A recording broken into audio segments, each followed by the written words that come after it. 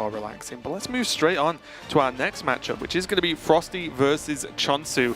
And we can check out the list so far. And guess what? It's another Holy Wrath Paladin for today. You may have seen this before, but there are some differences in the one attack minion package. This does have the Blood Mage Thalnos, which I like, and it also has Ziliax. None of that Acolyte nonsense, and the Bloodsail Corsair also not present. And it is in FroStee's favor for a matchup like Druid where you don't really want the Bloodsail Corsair.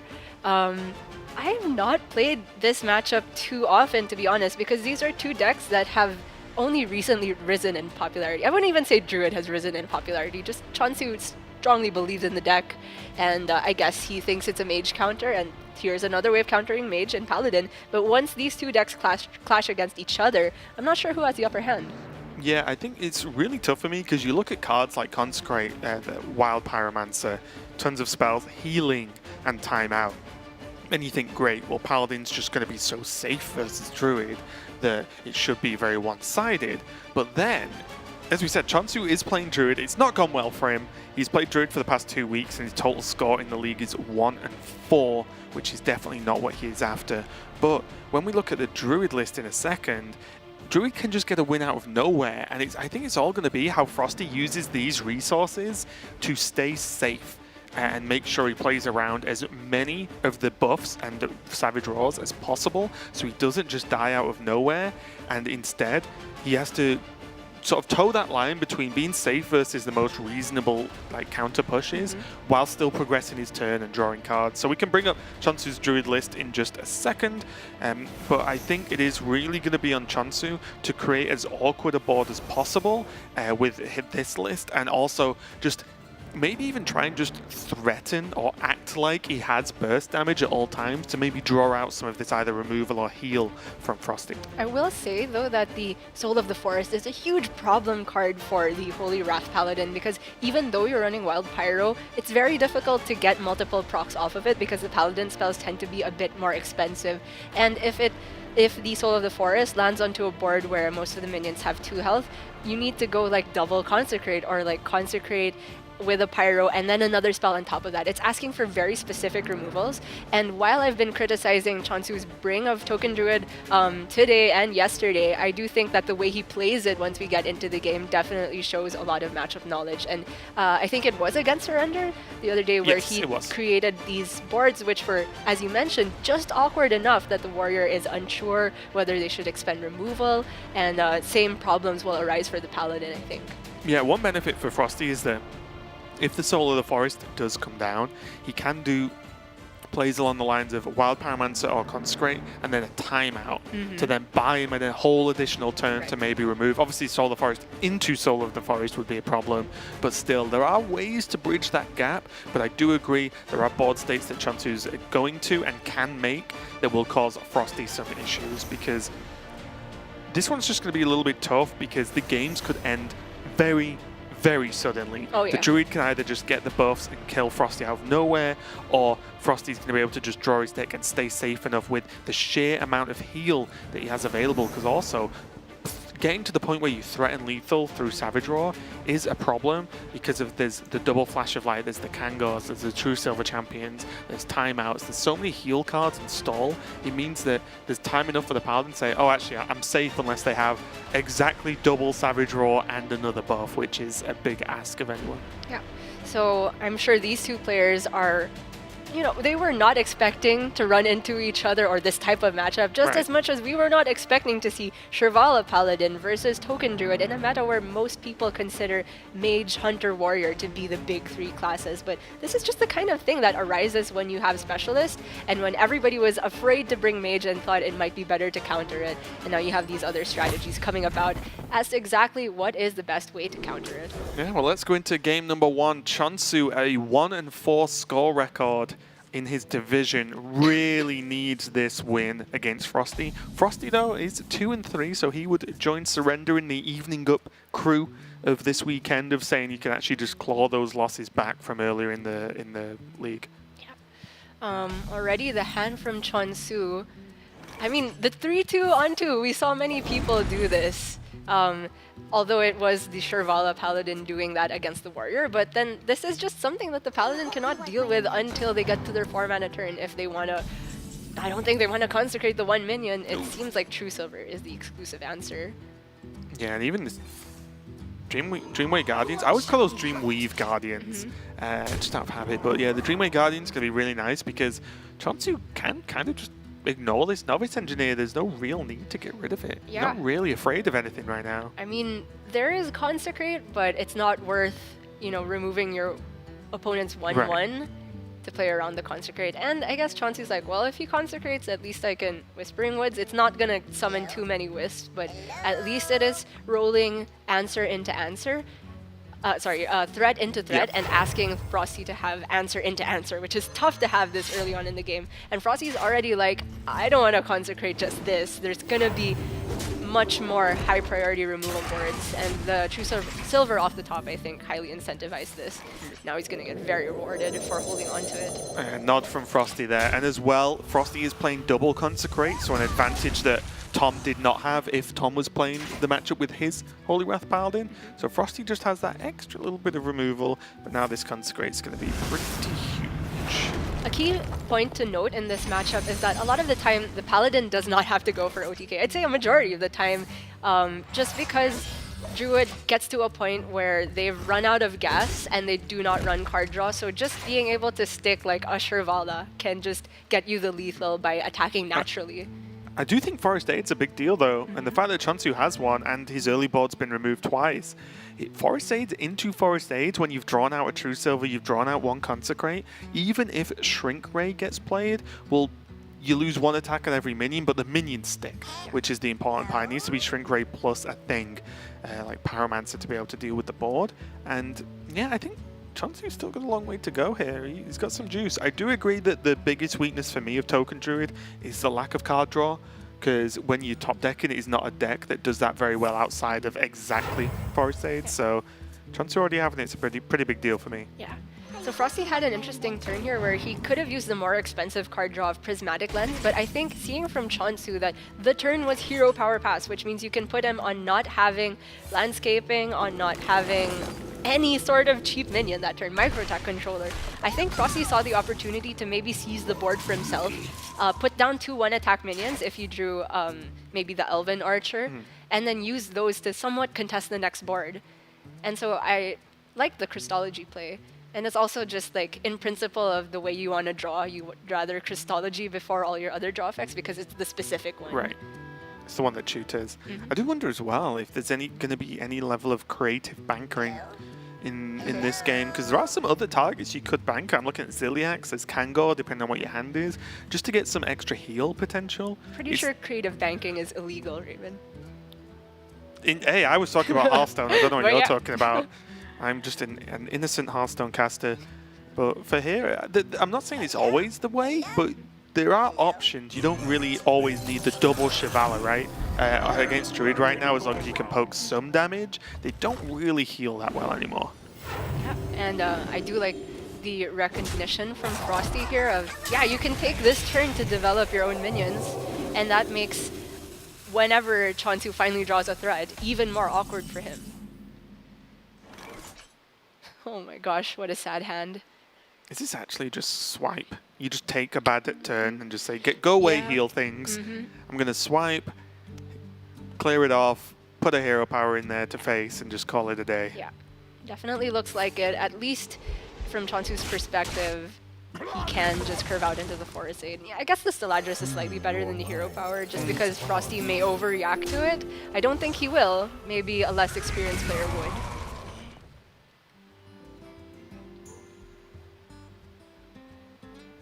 So I'm fine with just Ziliax and hero power.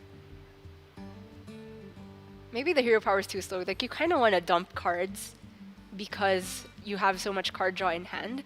Although, as you've mentioned, creative bankering is maybe not that great in this matchup. On a Ziliax, it seems quite slow. Maybe he could go for the banker and then use Ziliax. You just do not want to pyro, because that's premium removal, and you also don't want a Flash of Light because that's one of your premium cheap spells to use with the pyro. It's a tricky one, isn't it? What if... I was wondering if you could Holy Wrath potentially. But I don't think that's any better than Silly Axe, to be honest. Yeah, I would agree. Like it draws you a card this turn, which is fine, but I don't think it's much better than this. So. Now che0nsu, quickest Forest Aid you've ever seen, as he did draw a buff, but now this means that the onus is definitely on FroStee to set up 2 layers of wave clear, because otherwise, as you mentioned earlier, Soul of the Forest coming down once is a problem, and then having just that second one to go with it, or even just a double Blessing of the Ancients into Savage Roar is a huge level of burst. This turn is pretty insane. Like, he can go Pyro and then Prismatic and then Flash of Light his Pyro, so a 3-1 remains on board, and then che0nsu's like, I can't just play my second Forest Aid because there's a Pyro on board. Right. The problem with that is I think FroStee overdraws, but I don't think he's too upset about it because he's got 1 Holy Wrath and 1 Baleful in hand anyway, and he's got Travala also. Yeah. If anything, it just gets him to the 25 quicker, right? Yeah. Like, so I actually really like that play. Just having the Pyro on there knows that it can't be hero powered either. Because if it's hero powered, then there's no second Forest Aids coming down. Looks like FroStee saw it. Yeah. And he's going for it as well. Nice play. No, I mean, from our interview with FroStee, he seemed like he's had tons of experience on this deck, and obviously you would practice it as much as possible for Grandmasters. So these are the kind of cute things you can do with Holy Wrath Paladin that, you know, really separates the top level skill player from the average deck. Because, like, this is a deck with some very low win rate on ladder. Even though people have deemed it good enough to bring to GM. He's going to go for the Christology route anyway and not leave the 3-2 up, but he does still have Pyro into Shrink Ray, so he always clears this board if he wants to. He has Equality Pyro, Pyro Shrink Ray, whatever he wants depending on his hand. And I think as well, whatever he does, if he can just drop that Thanos down and just draw an extra card, it seems pretty reasonable to me.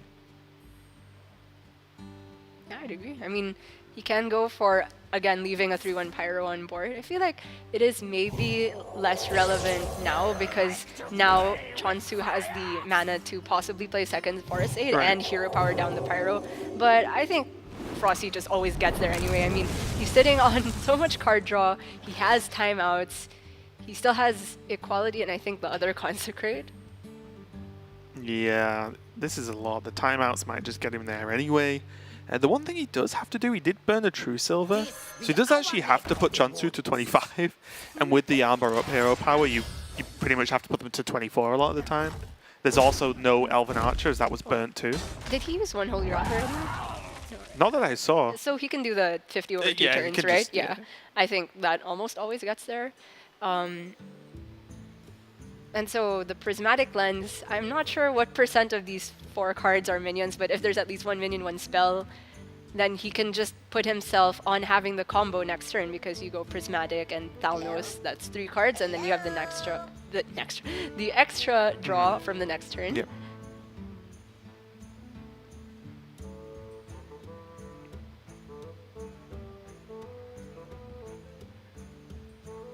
FroStee, I think, just making sure that there's absolutely no room for error because this is the type of deck where 1 small slip up can punish you don't really want to feel this comfortable and then not pay attention, slip, and then you've just lost a game because of it, because there's no real reason, right? Yeah. Oh, looks like he's just gonna expend a Holy Wrath now, and I think it's fine to go about it this way as well because the Paladin does not have healing outside of the Dreamway Guardians. The Druid, but yeah. Yeah, the Druid. The Paladin definitely has healing. Right, and it does not have Dreamway Guardians. Yeah, so there's no way che0nsu armors up enough times to get past the 25, and I think FroStee with the deck tracker probably knows that he was dealing an average of what, 3 or 4 with the remaining cards in deck. And che0nsu's not even running cards like Crystal Song Portal, which could maybe discover him some type of weird out. His random generation card is the evil Cable Rats, which maybe the spell Lackey, the Lucky Lackey gets you some healing. I think now che0nsu's just doing what he has to do. He has to go wide, make a sticky board, finally with this Soul of the Forest, and hope at this point. But with timeouts, this is going to be tough. Nigh impossible. Yup. This is the rare Paladin game where the Paladin has not even had to use every single piece of their card draw. Like, FroStee does not need this other Prismatic Lens, because he could simply just timeout, Talnos. timeout, go. Yeah. He doesn't have the mana to go for the lethal this turn. That's the thing, even if he didn't want to use card draw, and even if this Thanos didn't draw a card, he has enough timeouts to get there anyway, so you know he could go even slower and still put himself in a winning position here. Oh, for sure. Wait, what is he so upset about? I think FroStee might just be doing the thing casters do a lot, where they look for like the tiniest percentages increase on plays, even though I'm pretty sure he's confident that he wins this game. But I think he's just trying to work out what the best actual play is every given turn. I'm trying to see if there's anything in che0nsu's deck that like FroStee was not accounting for, the X factor, that the way the rogue can sometimes discover stuff, but There isn't, right? it is exactly the evil cable rat into ethereal lackey into healing, and I guess FroStee was thinking about exactly playing around that. And now, funnily enough, that can't happen. Because there's no way for che0nsu to play a minion next turn if FroStee just uses timeout. Not that he needs to, but you know, even if there was a way, he could deny that happening anyway. But that was just a textbook game there from FroStee, just very controlled. He did the damage, set it up, pretty straightforward to be honest. And when you're dealing with Druid, like we said, you mentioned Rogue, it's a lot simpler than dealing with a class like Rogue, Bomb Warrior when they can gain armor sometimes, and so on, so on. So FroStee, I think, was a pretty secure there. The opening was nice, where the True Silver was, I think, was one of the key plays in the game, where the True Silver was enough to stay safe by killing the 3-2, and then che0nsu just had to go wide with Whispering Woods, and then just done. That's it, because he could just clear it off with the Consecrate. So nice steady game there from FroStee, and it looks like it could be the same again, but the players do have the option of playing secondary or tertiary after the break. So don't go anywhere, we'll be right back and find out who's playing what.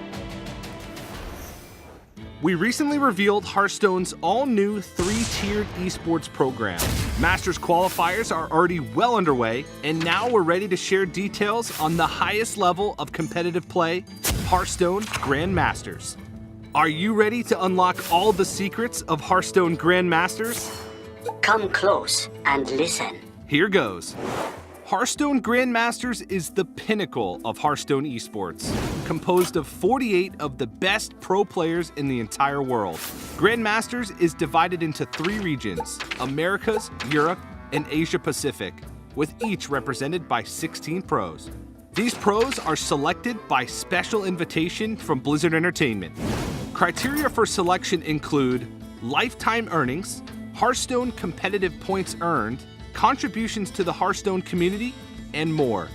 So who are the lucky Grandmasters? Stay tuned, because in the coming weeks we'll be revealing the inaugural Grandmaster roster region by region. In 2019, there will be 2 seasons of Hearthstone Grandmasters. Each season will feature 8 weeks of world-class competition played out in online tournaments. Grandmasters pros will earn both prize money and performance-based bonuses during the season, and they will automatically qualify to compete at all Hearthstone Masters Tour events, guaranteeing these marquee tournaments feature the fiercest competitors possible. And the best part? You won't miss a second of the action, because matches will be broadcast live on twitch.tv/playhearthstone. 5 matches will be broadcast every Friday, with 5 more every Saturday. And if that isn't enough Hearthstone action, there will be 6 matches broadcast every Sunday. More souls! Mark your calendars, because the first season begins on May 17th.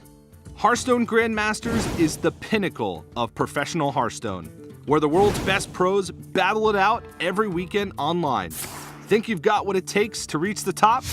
The path to Grandmasters starts with our Masters qualifier tournaments, so sign up today.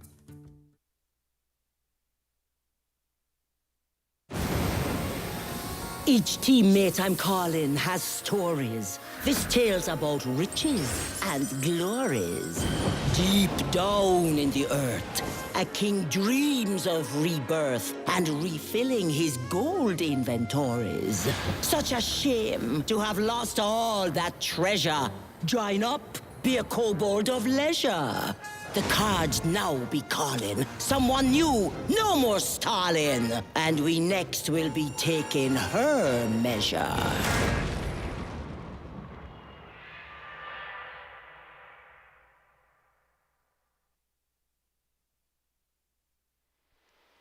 We've got che0nsu versus FroStee continuing here, and FroStee just took a very convincing win with that Paladin versus che0nsu's Token Druid, and this could spell dire straits here for che0nsu because he's 1-4 in the league so far. He could, at least judging by the previous game, very easily go 1-5 right now, and you've got to ask yourself, like, you bring in Token Druid, no one else is. There's probably a reason for that. Yeah, I mean, you brought up the point of a very convincing win, and I feel like quite a lot of the Token Druid wins have been convincing in favor of the opposing deck. Right. To be fair, che0nsu did have some close games against Surrender yesterday, but it's looking like this Shirvala Paladin can just stomp the deck. I was saying I'm not too familiar with the matchup, but a lot of people compare the Shirvala Paladin to Freeze Mage from the olden days. That's because, a fair comparison. Yeah, I mean, you just have a better ice block in timeout, and you do OTKs. Sometimes you do them over two or three turns, and it's all about the card draw. And I don't want to call it solitaire, but it is kind of solitaire sometimes. Any deck where your point is to just draw the whole deck and then you can win is as close to solitaire as we're going to get. che0nsu, though, does have a better opening this time, though. He has the Whispering Woods locked and loaded. He has the interaction between Acorn Bearer and Whispering Woods in that if Acorn Bearer dies, it makes a wider board for Whispering Woods, even if che0nsu has to play some more cards. He has Warlord Loti as well. Is it War Druid? Sorry? Yes, War Druid. Sorry, Warlord, War Druid, same thing. So I feel like che0nsu does have a better opening here, but FroStee does have a Consecrate, has an Elven Archer to help out with some, just picking off some minions, but he did choose to keep hold of it that turn. Yeah, I think che0nsu, with all of these 3-drops, it looks like the coin microtech is definitely palatable, but I guess he doesn't agree with me because I suppose going for coin microtech into Blessing of Ancients, nothing still survives to Consecrate, and then he doesn't have the cleanest turns going forward, so maybe he's trying to go for an early Whispering Woods into... I'm not exactly sure, because that doesn't survive to Consecrate either. I guess it's... You know what? Do you think it's because Whispering Woods would force Consecrate first, and then he has refill cards, i.e. the Squirrels from the Acorn Bearer and the Microtech, whereas the other way around, there might be a True Silver again that deals with one of the minions, and FroStee will deem that safe. Yeah. So if he goes Whispering Woods, FroStee has to Consecrate if he has it. You just have to, or Pyro clears somehow. Right. Whereas doing it the other way around means that it might be a bit safer for FroStee. So I think che0nsu is trying to just go as wide with the big threats as possible. I think that point definitely makes sense because if he coined the Microtech that turn, that means FroStee would have had the trade on board into one of those minions. So only 3 things survive for the buff, and maybe che0nsu's like, that's just not good enough. It's just not going to be enough. It's literally what happened last game, right? Whereas this, he accelerates this, and he is going to see a Consecrate almost certainly, unless FroStee's feeling a little bit brave. And that means that he can refill much easier and much more convincing because there is no True Silver, and he can refill wide enough with this board with the help of the Squirrels. Even a True Silver doesn't do tons because the minions are pretty small. I will say that these 2 minions, even though they're small fries sticking for FroStee, are just such a huge pain for che0nsu to deal with, because if this board were empty or even just the Elven Archer alone, FroStee, che0nsu would be fine just developing with Landscaping or the Microtech and the Squirrel on top of it. But now che0nsu's like, Swipe? Question mark? that seems really gross, doesn't it? It definitely does. But this also feels bad because the Baleful can take a value trade, the Elven Archer trades up, and suddenly you're only working with 2 1/1s. And bear in mind, che0nsu is not running the mech package. He's not got the replicating menaces to take advantage of these microbots. So I'm thinking just the Crystology from FroStee seems pretty decent. He will likely pick up a Novice Engineer and then just go for the double trades that we mentioned.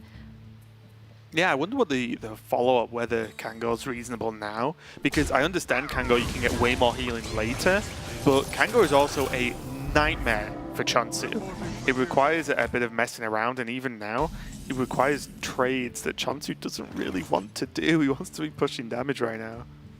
The swipe's not bad this turn, though. really unsure of that because he also has Soup Vendor in the list, right? And the 1/4 just matches up really great against most of the things that the Druid puts onto the board. Yeah, I think he could have definitely gone with at least Crystology first, just to see what happens, and then made a choice afterwards. It's the choice between spending the 2 mana on the draw right now or going for max tempo and getting the hero power, I suppose.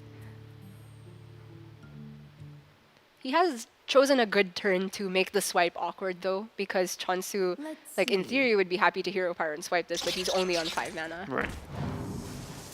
I think 1-bump swipe wasn't the end of the world. The Buddy Lackey is the great one, I think, for the Druid because it Right. just is 2 minions for the price of 1. Time goes short. Sometimes the evolve one's decent because you do play some understated 3-drops. But yeah, overall you just want more stuff. So this Loti for taunt, I suppose. Bootleg Tar Creeper. Well, it's more like a Crypt Lord, right? It doesn't grow. But No, I'm choosing Tar Creeper okay, because I said fine. it. It's the one and Fine, only reason. Raven. Well, that Pyro off the top. Oof.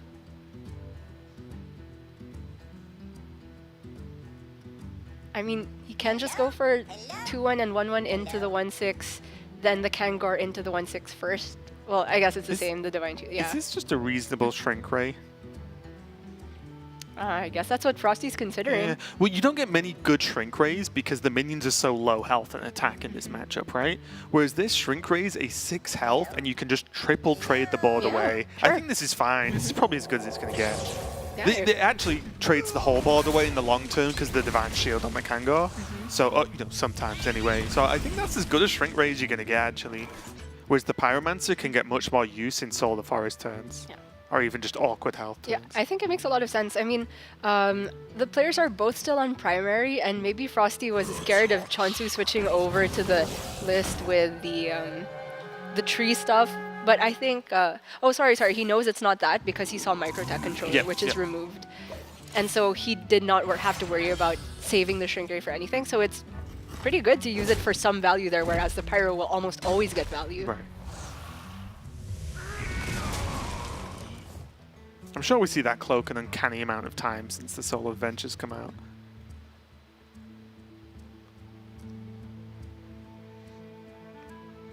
Difficult to say now for FroStee where he's at in this game because he looks like he's in a rough spot in terms of his hand, but Crystology always draws good stuff. And he is at pretty much full health as well. But che0nsu, this Blessing of Ancients is pretty nice, and he can also get even more value with the Archmage Vargoth plus Blessing of Ancients next turn. That's insane. The sad thing about this turn is that if FroStee wants to full clear, he has to use the timeout for no value. But I think that this makes sense because if he simply times out without the Pyro and just Crystology's there, then one buff really wrecks you, or just the one Holy Wrath. Yeah, and you know, depending on how your brain works, timeout stopped him taking damage this turn, whether normally or in a weird way, right? It stopped him taking damage because he cleared the board with it, so it still does its job. And now this Vargoth just with that the double That's buff. crazy, and you get the extra twin spell too. Yeah, it's insane. It's one of the Quadruplet spell. any deck that runs Vargoth, legitimately be afraid of that card. It's often the scariest card in the deck. Well, the double Forest Aid could be a very real thing next turn. Not that it's gonna get full value, but it's just cool. Anything extra is good, right? Because it also means it's very similar to the... What did he? Oh, no way! What? No way! Look at FroStee's little face. What is At least this? che0nsu's laughing because there's nothing you can do about Oh that. no! Sometimes you Holy Wrath to draw a card and accidentally win the game. Yeah, that's happened before. Look, okay, I mean, I got nothing. FroStee's a pal, but I say oh no because I don't think anybody wants to see a game end that way. The Well, worst maybe- part was I maybe wasn't some even people looking do, at the but screen. yeah. I was looking at my notes and you shouted something. I looked up and the game's over. I didn't Yeah. even know it happened. I mean, I saw FroStee's reaction and there was only one conclusion and wow, Insane. I feel for che0nsu right now. He finally got a game with the Druid where it looked like things were going well. And It then- really did as well, because even if you follow up with the progression of the hands where there was a quality pyro to clear the forest age with the Vargoth, but then there would have been more forest aids and more forest aids going forward. So the repeated clears were difficult as well with a timeout already played. So che0nsu was in at minimum a reasonable spot in that game with the Blast of Ancients too. But it doesn't matter. che0nsu goes to 1-5 in the league, and I believe FroStee is knocking around here for a very interesting interview. How's it going, mate? You good? I'm good, thanks. I think he's beyond good, right? Shocked at the moment, I can't believe just what happened. Okay, well, first off, before we get to that moment at least, just talk to me about we talked a lot about just you bringing Paladin yesterday when we spoke, but today, talk to me about this matchup. Were you feeling super confident in this one? Not at all. I was doing a lot of testing with it a bit earlier on during the week, and the testing was not going well. Oh, really? I believe one of my Okay. practice partners told me that he can't believe that this matchup was even 70-30 in the Taken Druid's favor, because it was just simply that bad. He was winning every single game. Oh my And god. I was starting to pull it back around a bit again, because, I wasn't fully understanding the matchup, but it just did not seem good on paper. So coming to the matchup, I'd kind of almost resigned myself to the fate of, well, if I lose this one, then that's just, one more, and I'll Right. try to pull it back next week. Yeah, you go 1-1 this weekend, and that's okay, right? So it's like a reasonable result. But no, good job. And were you ever considering? I'm guessing you weren't even considering Token Druid when building this deck for this week. It's just one of those things where you ran into the one player who brought it. No, not at all. I was, as I said before in my last interview, I was expecting a lot of mage this week, and to have job. che0nsu bring Token Druid again, I was just looking at the page. I was going, wait, is that the exact same 40 he literally just submitted last week? I can't believe it. Oh, Jesus, again. And I just want to ask as well, how bad do you feel about that last game? Because obviously you feel good about winning it, but it's a filthy way to win, isn't it? I feel absolutely no remorse whatsoever, to be honest. Gotta love it. Absolutely merciless. I also have a question from game one. You were so far ahead for almost the entirety of the game, but towards the end of it, when you had maybe 1 or 2 cards left in deck, we saw you shaking your head a little bit. Did you think that something had gone wrong? Raven and I were theorizing that maybe you were worried about playing around heal from the Ethereal Lackey. What was going through your head? Yeah, so one of the reasons why I was shaking my head there was because I believe that I misplayed there, and instead of getting an extra bit of damage on his face to play around healing touch, I chose to play it really safe and just, take the guaranteed lethal, and I was trying to think to myself, just how do I lose this game? And then I finally remembered it after I'd already made the play. So, a bit of a slap on the wrist for that one, and I'll try to make sure my play's a little bit more tight next week.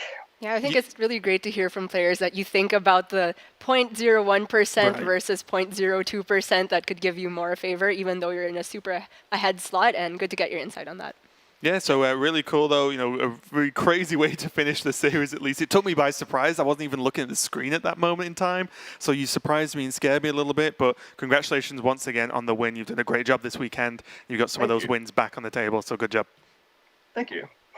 Okay, so FroStee there, just a bit of a surprise win out of nowhere with this Paladin deck, but so far, I still have to go for the side of Holy Wrath Paladin, getting the job done and being a very strong deck right now. Yes, Surrender destroy Tom, basically, but that's one bad matchup you have. Everything else seems at least decent for him, so that is going to be FroStee taking a win over che0nsu. Unfortunately, che0nsu goes 1-5 now in Grandmasters, and he is going to have to do something miraculous to start fighting back onto the table here. But for now, we're going to a quick break, but coming up is the last match of the day. It's going to be Patra versus Blood Trail, so don't go anywhere, we'll be right back.